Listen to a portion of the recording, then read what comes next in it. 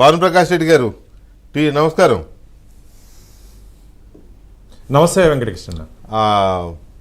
TDP Janasena వాళ్ళ పని వాళ్ళు చేసేస్తున్నారు. సరే, అది రిలయబుల్ సోర్స్ రూపంలోనో లేకపోతే ఇంకొక రకంగానో మొత్తం మీద అయితే వాళ్ళు ఏం చేస్తున్నారో అర్థమవుతుంది. ఇప్పుడే కిరణ్ చెప్పినట్టుగా అసలు ఇవాళే ఒక భేటీ ఉందనుకున్నారు, మళ్ళీ ఫైనల్గా ఈ సీట్లకు సంబంధించి రేపు అంటున్నారు, మళ్ళీ రేపు లేదా ఎల్లుండి మ్యాక్స్ అయిపోద్ది. సీట్ల సంఖ్య, లోక్సభ సీట్లు, అసెంబ్లీ సీట్లు ఇవన్నీ క్లారిటీ వచ్చేస్తుంది. అయితే బీజేపీకి సంబంధించి ఇంకా కొంత డైలమా, కొంత కాదు చాలా డైలమా ఉంది. బీజేపీకి సంబంధించిన సీట్ల విషయంలో కానీ, అసెంబ్లీ ఎన్ని లేకపోతే లోక్సభ ఎన్ని, అసలు ఉంటుందా ఉండదు, ఇలాంటివన్నీ ఉన్నాయి. ఏంటి మీ పార్టీ వైపు నుంచి మీకేమన్నా ఒక క్లారిటీ వస్తుందా? వెంకటకృష్ణ, మీకు ప్యానల్ ఉంటే పట్టాభన్నకి, ప్రసాదానికి, మిత్రుడు కిరణ్ రాయల్ గారికి నమస్కారాలు. భారతీయ జనతా పార్టీ పొత్తు విషయం మనం అనేక సందర్భాల్లో మాట్లాడుకోవడం జరిగింది. కేంద్ర పార్టీ నిర్ణయం చేసే అవకాశం ఉంది కాబట్టి కేంద్ర పార్టీ నుంచి మాకు ఇప్పటివరకు ఎటువంటి సమాచారం లేదు. కానీ ఈరోజు మేము అన్ని పార్లమెంటు, ఆంధ్రప్రదేశ్లో ఉన్నటువంటి 25 పార్లమెంట్లో ఉన్నటువంటి అన్ని జిల్లాల్లో భారతీయ జనతా పార్టీ పార్లమెంట్ ఎన్నికల కార్యాలయాన్ని ఈరోజు ప్రారంభించడం జరిగింది.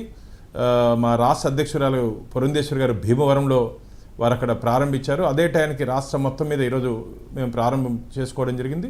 దీంతోపాటు 175 నియోజకవర్గాల్లో కూడా అసెంబ్లీ వారీగా అసెంబ్లీ ఎన్నికల కార్యాలయాలు కూడా తొందరలో ప్రారంభించబోతున్నాం. రేపటి నుంచి దాదాపు ఈ వారం రోజులు అన్ని అసెంబ్లీల్లో పర్యటనలు, నన్ను కూడా తిరుపతి పార్లమెంట్ సంయోజక అంటే కన్వీనర్గా రాష్ట్ర పార్టీ బాధ్యతలు ఇవ్వడం జరిగింది. ఈరోజు తిరుపతి మీటింగ్ చేసుకున్నాం, రేపు ఉదయం ఎల్లుండి మిగతా అసెంబ్లీలు కూడా చేసుకుంటాం. అంటే సంస్థాగతంగా భారతీయ జనతా పార్టీ మా పని మేము చేసుకుంటూ ముందుకు పోతున్నాం. ఎన్నికలు ఎప్పుడు వచ్చినా సరే ఏ విధంగా ఎన్నికల క్షేత్రంలో పనిచేయాలి, అలాగే కేంద్ర భారతీయ జనతా సెంట్రల్ పార్టీ ఇచ్చినటువంటి ఈ గావ్ అభియాన్ అంటే పల్లెలకు పోదామని చెప్పి పిలిపించింది. ప్రతి ఒక్క కార్యకర్త ఖచ్చితంగా 24 గంటలు ఒక గ్రామంలో ఉండే విధంగా ఆంధ్రప్రదేశ్లో మొత్తం అన్ని గ్రామాల్లో భారతీయ జనతా పార్టీ మా సంస్థాగతంగా ఏ విధంగా ఉన్నాము, కేంద్ర ప్రభుత్వం ఇచ్చిన పథకాలు ఏ విధంగా అక్కడ అమలు అవుతున్నాయి పరిశీలించడానికి ఇన్నాళ్ళు కూడా కార్యక్రమం శ్రీకారం చుట్టుపోతున్నాం. ఇవన్నీ ఎందుకు చెప్తున్నా మేము ముఖ్యంగా మా సంస్థాగతంగా ఏ విధంగా ముందుకు పోవాలో మా ప్లాన్ ప్రకారం మేము ముందుకు పోతున్నాం. పొత్తు విషయంలో మాత్రం కేంద్ర పార్టీ ఏది నిర్ణయిస్తే దాన్ని మేము ఆంధ్రప్రదేశ్ రాష్ట్ర శాఖ కేంద్ర పార్టీ ఏం చెప్తే దాన్ని వినేదాన్ని మేము సిద్ధంగా ఉన్నాం. ఎవరు ఏం చెప్పినా సరే ఈరోజు ఈ రాష్ట్ర ప్రభుత్వం అవలంబిస్తున్నటువంటి ప్రజా వ్యతిరేక విధానాలు అసలు గుడి బడి కూడా వదలట్లేదన్నా. ఈరోజు కిరణ్ కూడా వెళ్ళాడు గుడికి దేవుడిని దండం పెట్టుకుందని దేవుడి దగ్గర పోతే సిద్ధమని పోస్టర్ అంట. దేనికి సిద్ధం చెప్పండి జగన్మోహన్ రెడ్డి గారు?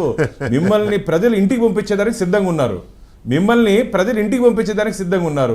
మీరు ఎక్కడ చూసినా తెల్లారు లేచి రోడ్డు ఇంటికి వెళ్ళడానికి సిద్ధం అంటున్నారేమో. ఆయన కూడా అదే అభిప్రాయం చెప్పండి.